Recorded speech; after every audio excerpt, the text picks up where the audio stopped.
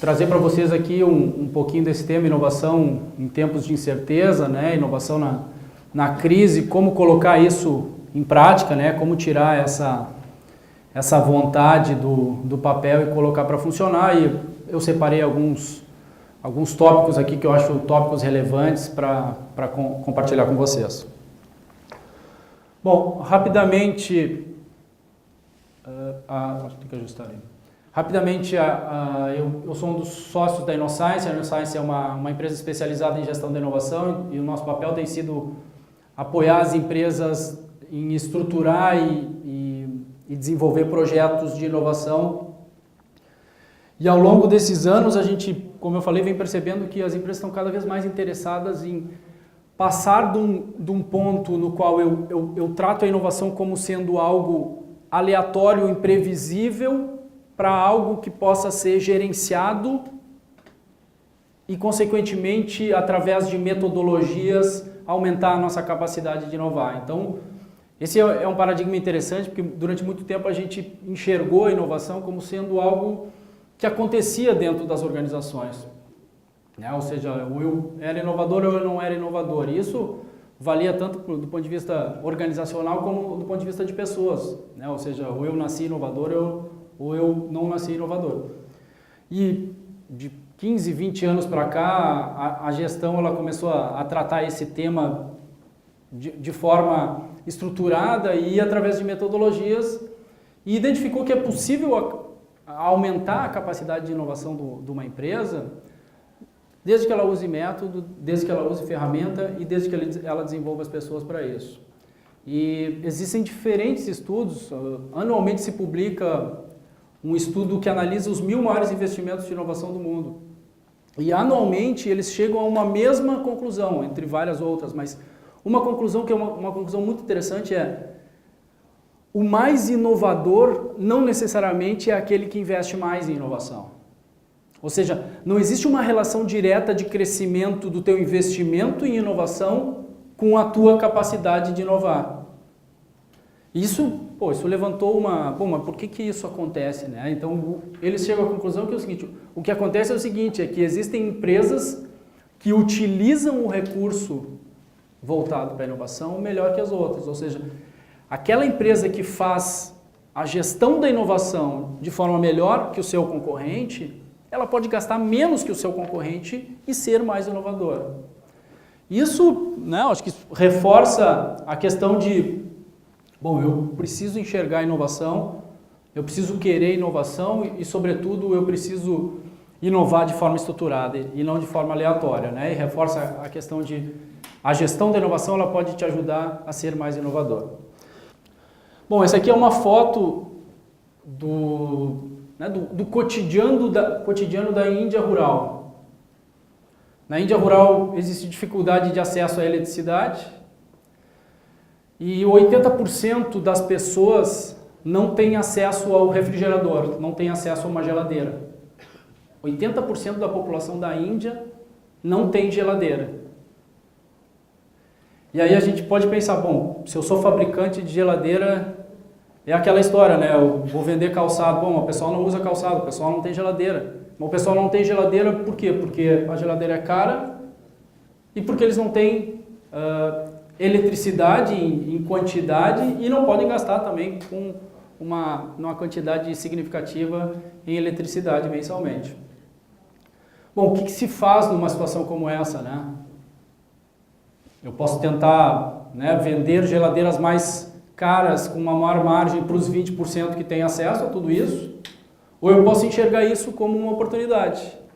Né? Ou seja, só que para eu enxergar isso como uma oportunidade, eu preciso quebrar um paradigma, que é o paradigma da geladeira convencional, que é o paradigma da geladeira a 400, 500 dólares. Pô, essa turma, eles não compram, eles não têm pouco recurso para pagar a eletricidade mensalmente, que dirá para pagar uma geladeira a 500 dólares. Como é que faz isso, né? Bom, a gente tem que pensar diferente, a gente tem que mudar o paradigma e a gente tem que estrategicamente começar a enxergar isso mais do que uma dificuldade, mas também como sendo uma oportunidade. O maior fabricante de geladeiras do país, foram lá investigar e eles descobriram que normalmente, em função do calor que existe no país e da ausência da geladeira, o consumidor dessa região, ele comprava praticamente todos os dias o alimento que ele ia consumir naquele dia ou no máximo no outro. Ou seja, ele fazia pequenas compras diárias, porque tudo que ele comprasse ele teria que consumir num curto espaço de tempo. E isso começou a gerar vários insights. Bom, em paralelo a isso, eles começaram a ver que existia um grande sucesso da questão do microcrédito. Ou seja, tu poderia emprestar, vender esse produto a crédito em pequenas parcelas, que a taxa de inadimplência era muito baixa. E eles foram entendendo melhor qual era a necessidade desse consumidor. Eles foram enxergando esse consumidor e eles disseram, bom, mas de repente eu não preciso ter uma geladeira em cada casa. Se eu começar a ter um elemento de refrigeração em pontos na comunidade, eu já tenho um incremento. Se eu tiver o ponto de refrigeração em pequenas vendas, eu já tenho um incremento. O que aconteceu, resumidamente, pessoal, que eles desenvolveram o que eles chamaram do Shotoku, um pequeno elemento de refrigeração que funciona com uma tecnologia completamente diferente da tecnologia do compressor do refrigerador tradicional, que ele é feito com um material completamente diferente do refrigerador tradicional, é vendido utilizando o conceito de microcrédito em postos dos Correios. Então, assim, eles repensaram todo o negócio. A forma mais prática era, vamos tentar continuar vendendo a nossa geladeira de $500, mas eles viram que, se a gente quiser crescer, se a gente quiser aproveitar essa dificuldade, a gente vai ter que enxergar o nosso negócio completamente diferente. Mas esse é um elemento interessante às vezes a dificuldade que ela está ali na frente, ela é uma porta para um mercado muito maior, porque agora eles estão com a possibilidade de vender para 80% da população. Antes eles tinham a possibilidade de vender para 20%.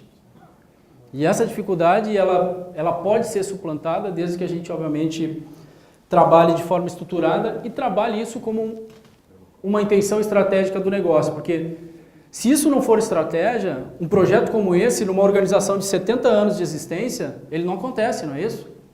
Ou seja, se isso não for um desejo estratégico do negócio, de que, precisamos repensar o nosso negócio e desenvolver coisas novas para um mercado novo, que é que demanda um produto ou demanda uma abordagem comercial, que demanda uma questão logística completamente diferente do nosso.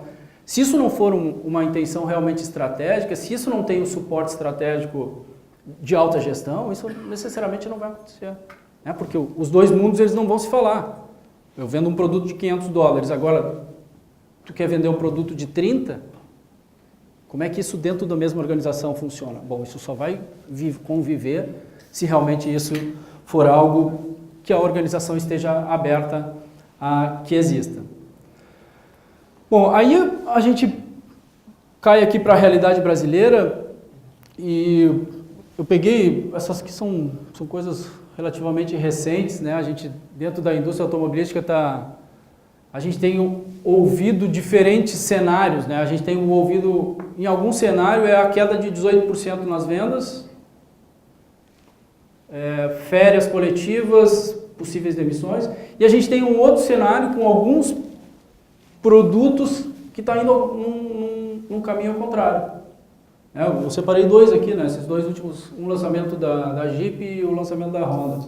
Os dois, pegando aqui o exemplo da Honda, 100 dias de espera, vai ser 15% no primeiro quadrimestre. Isso é fruto do quê, né, pessoal? Porque se a gente for ver a média do mercado está caindo 18%. Os caras estão contratando, fazendo hora extra e com 100 dias de espera na concessionária. Isso nos dá um sinal de que se eu tiver um desenvolvimento diferente do que a média do mercado tem, eu posso desempenhar melhor do que a média do mercado, não parece? Ou seja, se eu tiver algo que é valioso para o cliente, ele vai dar preferência para mim. E aí, assim, tem gente que precisa que a gente mostre os números, né? Me mostra o número porque qualitativamente, de repente, isso é um negócio pontual e não se sustenta ao longo do tempo e tudo mais. Bom, o que a gente fez? A gente tem a gente criou um índice que é o índice das empresas inovadoras da Bovespa. Essa seria uma carteira teórica de investimento que a gente seleciona em função da empresa ser inovadora. Ou seja, toda empresa que a gente entende que é uma empresa inovadora, e a gente faz isso a partir de rankings que são publicados, toda empresa considerada inovadora a gente coloca como opção de investimento. E aí a gente vai acompanhando essa nossa carteira teórica ao longo do tempo. E aqui está para vocês os resultados. De 2009 até a última atualização, que é abril, a nossa carteira teórica valorizou quase 200%, enquanto que a média do mercado, que a gente utiliza, que é o índice de referência, é o Ibovespa, ele valorizou 50%. O que é isso, né, pessoal? É um sinal. Ou seja, o que é o preço de uma ação? O preço de uma ação é o quê? É a resposta do mercado em relação ao desempenho atual e futuro do negócio. Ou seja, eu valorizo mais ou menos um papel em função da minha percepção de que aquela empresa está indo bem e ela vai ter a capacidade de continuar indo bem. E o que a gente está percebendo aqui é que a empresa que é a empresa inovadora, ela vai ir melhor que seu concorrente. Esse esforço está valendo a pena, né? Porque se fosse ao contrário, a gente tem a carteira das inovadoras. Se as inovadoras não valesse a pena inovar, a tendência era que ela se aproximasse do Ibovespa. E a tese é que se eu for inovador, o meu desempenho ele vai ser superior aos meus concorrentes. Se eu for inovador, o meu desempenho ele vai ser superior ao que o mercado está desempenhando. Isso nos dá mais um insight. Aí o seguinte, mas a gente está num momento de crise, então vamos fazer a lupa especificamente no momento de crise, porque a tendência o que é? No momento de crise, de alguma maneira, né, vai ter uma desaceleração do mercado. Se eu não conseguir fazer algo extraordinário como estar crescendo quando todo mundo está caindo, o que a inovação me ajuda? Ela me ajuda a pelo menos desacelerar menos do que os outros desaceleram. Esse aqui é o mesmo índice que a gente tem aqui no Brasil, só que lá nos Estados Unidos, né, que é um índice que a Business Week publica. E eles pegaram esse raio-x do período da crise, né, de 2008, do Lehman Brothers, no final de 2007 e início de 2008. E qual que é a leitura que eles fizeram? Bom, talvez o inovador ele não consegue vencer a crise mundial do Lehman Brothers e do sistema financeiro como um todo. Mas ele vai te ajudar a ser menos afetado do que os outros. Então, o fato é o seguinte, né, pessoal? A inovação e inovar, obviamente, tem todo o risco associado, toda a incerteza, tem toda a dificuldade de fazer a mudança, de sair da inércia, do esforço coordenado para que ela aconteça dentro da empresa. Mas o ponto é que vale a pena fazer tudo isso, porque seja na oportunidade de poder desempenhar melhor em tempos de dificuldades, né? E o que a gente tem visto é que isso pode ser comprovado, não é algo só, né? Porque muitas vezes o argumento qualitativo, para determinadas pessoas, não, mas não é o argumento quantitativo. Da mesma forma, eu poderia trazer para vocês o comparativo de desempenho, essa mesma pesquisa que eu falei para vocês, que é a dos 1000 maiores investimentos anuais, eles também comparam os inovadores versus a média do mercado em relação à margem, em relação ao crescimento de receita, em relação à capacidade de exportação. Todos esses indicadores, o inovador ele tem um desempenho superior. Então, esse desafio do inovar, ele tem lá no final do seu ciclo, no final da sua trajetória, uma recompensa. Né? Seja do ponto de vista de competitividade e mais do que isso, do ponto de vista de desempenho. E por isso que vale a pena, e por isso que cada vez mais as empresas estão querendo tratar esse tema de forma estruturada. Se é um tema que vale a pena, bom, então eu vou dedicar atenção para isso, então eu vou usar método para isso, porque é um tema importante. Bom, aí a questão fica, né, pessoal? Já me convenceram que inovar vale a pena e tal, acho que agora a gente tem que ir para um outro patamar, que é o patamar de por onde é que eu começo? Como é que eu faço isso se tornar realidade dentro do meu negócio? A primeira coisa que a gente trabalha dentro desse tema do como inovar está relacionado com estratégia, né? Como não poderia ser diferente. É estratégia de inovação, é definir uma estratégia de inovação. Conceitualmente, estou alinhado, quero ser inovador. Beleza. Passo 1, eu diria que esse é o passo 0 desse esquema todo. Mas qual que é o passo 1, né? O passo 1 é esse aqui. Definir uma estratégia de inovação. Quero ser inovador, mas quero ser inovador em quê?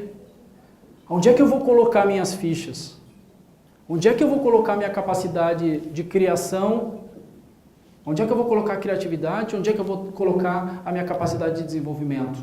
E aí, pessoal, a gente tem uma série de ferramentas e aí volta naquele nosso tema inicial lá, né? Bom, a inovação como disciplina, ela evoluiu de forma que hoje a gente possa pensar ela de forma estruturada.